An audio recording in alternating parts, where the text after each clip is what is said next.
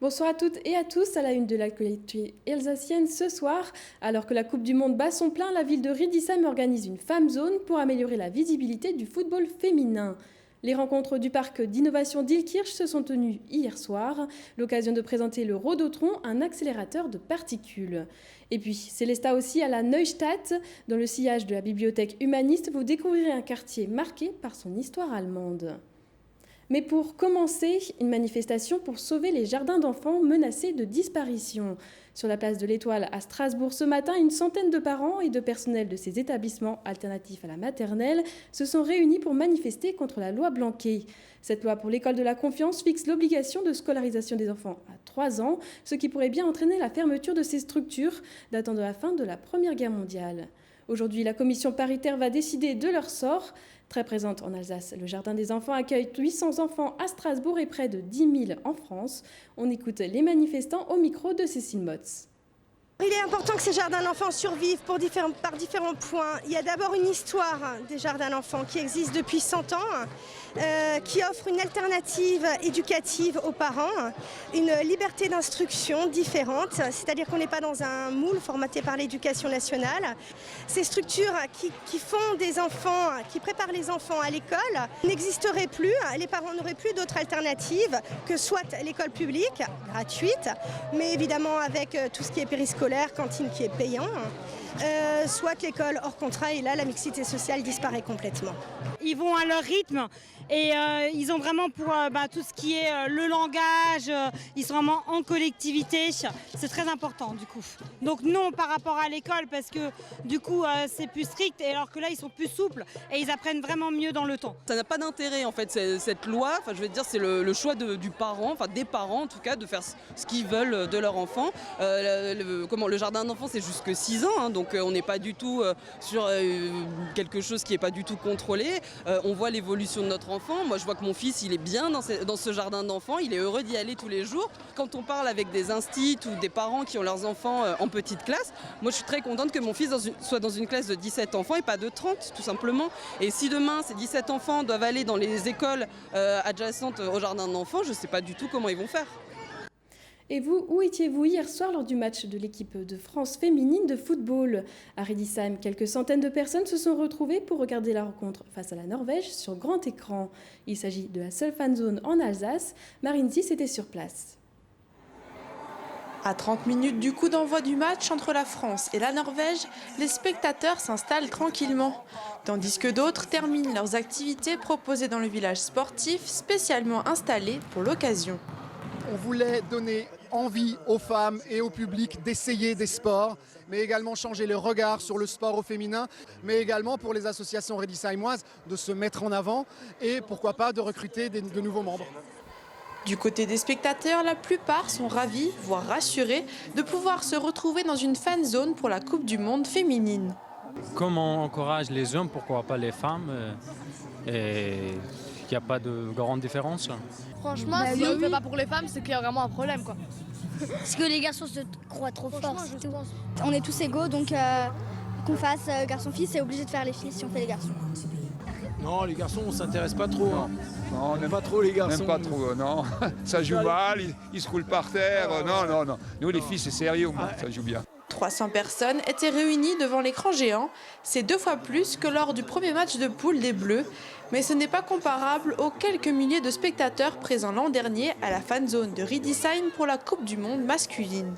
On avait envie de vivre ça avec du public, on espérait qu'il y ait plus de monde, mais je pense que ça prendra si elle passe les tours de poule. On a fait plusieurs magasins pour trouver les Bleus ES, et on ne trouve pas, quoi. Ça c'est dommage. C'est vrai qu'il y a beaucoup plus d'engouement pour les hommes que pour les femmes.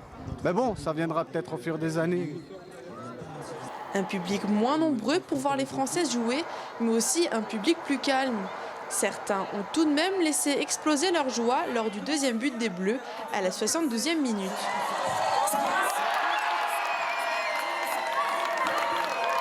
Victoire 2-1 pour les Françaises qui affronteront le Nigeria lundi prochain. Le match sera à nouveau diffusé à la fan zone de Riedisheim ainsi que les suivants si elles se qualifient pour les phases finales. À Strasbourg, la guerre des cinémas n'aura pas lieu. Alors que les salles sont nombreuses, choisir son film peut s'avérer être un véritable casse-tête. Pourtant, de nouveaux cinémas devraient voir le jour. D'ici 6 ans, l'Eurométropole pourrait bien compter un peu plus de 10 000 sièges de cinéma. Plus d'informations avec Cécile Motz.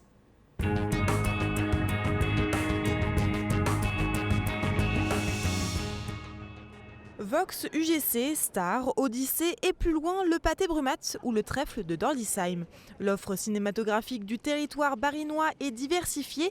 À l'horizon 2024, de nouveaux pensionnaires vont faire leur apparition.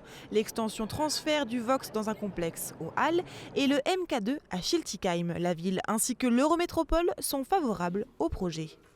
Pour l'Eurométropole, c'est une chance d'avoir un centre d'agglomération très dynamique. On l'a vu avec l'érosion de l'UGC Cinécité, l'influence du trèfle de Dordisheim est venue lui prendre une partie de ses spectateurs. Donc on peut imaginer aussi que Pâté, qui se prépare à l'arrivée de MK2, puisse aussi à un moment donné challenger l'arrivée du nouveau cinéma. Donc c'est la raison pour laquelle il faut avoir ce dialogue ouvert, mais la compétition, le renforcement de la compétition, moi j'y vois peut-être aussi un avantage. C'est que chacun va aller chercher de manière peut-être plus offensive et plus qualitative le spectateur et l'amateur de cinéma. Une étude sur l'impact potentiel de ces nouveaux complexes a été réalisée par le cabinet Comscore. Pour que tous les cinémas puissent coexister, le marché devrait augmenter de 15% en 6 ans, soit 500 000 entrées en plus. Un projet réalisable sous certaines conditions. Pour que les films marchent, il faut qu'il y ait un public. Et il y a des projets de livraison de logements, d'urbanisme, qui sont à court et à moyen terme, qui permettent de penser que sur une zone comme Schiltigheim, par exemple, où va s'implanter un nouveau cinéma, il y a énormément de projets. Deuxième aspect, c'est l'aspect de mobilité. Le cinéma est une activité de proximité. Il faut pouvoir aller facilement au cinéma à côté, éventuellement à pied, ou par tout autre moyen de locomotion, mais à proximité. Et là, il y a des enjeux urbanistiques que les élus, je pense, sont pris en compte. Et puis le troisième facteur, ce sont les films. C'est l'offre de films. Pour ces complexes, justement, l'objectif sera donc d'attirer. Depuis 2011, la fréquentation des cinémas a connu une érosion progressive, passant de 3,9 millions d'entrées annuelles à 3 millions. 1500 chercheurs, 200 000 m² dédiés à la recherche et au développement et une implantation au centre de l'Europe, c'est tout cela le parc de l'innovation à Illkirch. Les 3e rencontres du parc se sont déroulées hier soir, un moment de rencontre et d'échange entre entreprises, l'occasion pour la société aériale de présenter son Rhodotron, un accélérateur d'électrons unique en Europe. Martin Covel.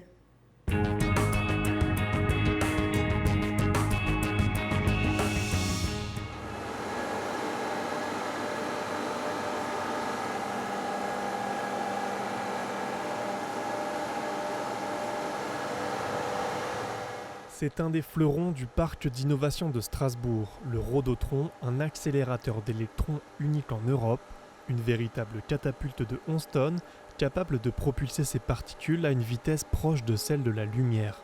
Un de ses objectifs, stériliser des équipements médicaux comme des seringues. Mais avant de récolter des fruits, il faut planter des graines. Un parc d'innovation, c'est une pépinière. C'est une pépinière de nouveautés, des gens qui sont à la pointe de ce qui va transformer le monde. On a un regroupement, en fait, dans différents domaines de spécialistes et de gens de renommée internationale ou de labos de renommée internationale. La société américaine Thermo Fisher fournit du matériel scientifique aux laboratoires du monde entier. Installée au parc d'innovation depuis 1993, elle y emploie 350 salariés. C'est un environnement particulièrement attractif, une bonne coopération avec les institutionnels, un bon réseautage avec des entreprises qui travaillent dans des domaines similaires, des liens forts avec les universités, l'EAS par exemple, et un environnement de travail accueillant pour nos employés et attirer les talents. Cette entreprise continue d'investir sur le site strasbourgeois et s'apprête à doubler la taille de son entrepôt. Le parc d'innovation de Strasbourg attire chaque année de nouvelles sociétés et de nouveaux chercheurs. Pour les accueillir, le site va s'agrandir et passer de 40 à une centaine d'hectares. La seconde édition du Printemps des territoires a réuni experts, élus et chefs de grandes entreprises à Paris. Son objectif, échanger et réfléchir sur les grands enjeux territoriaux tels que le développement durable, l'attractivité ou encore la connectivité. Sur place, le président de la région Grand Est, Jean Rotner, a participé à un débat sur le numérique. Un reportage de Nora Boiriwa.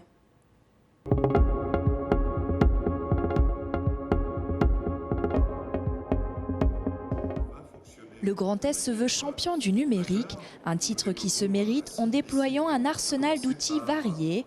Et en premier, le très haut débit. Le Grand Est sera la première région de France à être intégralement couvert d'ici 2022. L'Alsace est un peu en avance, les autres territoires débutent, on monte très rapidement, c'est-à-dire qu'on a commencé relativement petit, le temps de mettre les équipes en place, de les former, après les avoir recrutés. C'est 2500 personnes qui vont travailler juste sur ce département, 1500 personnes travaillant d'ores et déjà en Alsace. Autre outil pour faire du Grand Est une région 4.0, faciliter l'accès aux plus jeunes. Ainsi, 100 000 ordinateurs seront distribués à des lycéens du Grand Est à la rentrée 2019. Alors c'est pas gratuit pour être gratuit, simplement parce que c'est équitable, parce que tout le monde a accès au même moment à la donnée. Nous y mettons d'ailleurs des ressources également supplémentaires. Par exemple, toutes les ressources historiques d'Arte sont inclus aujourd'hui en libre service pour les enseignants, pour les élèves, pour leurs familles. C'est aussi apprendre de manière différente. La région Grand Est mène aussi un plan d'action auprès des entreprises innovantes, l'industrie du futur, pour les accompagner dans leur développement, notamment sur les marchés étrangers. RGDS, partenaire des Alsaciens qui s'engagent.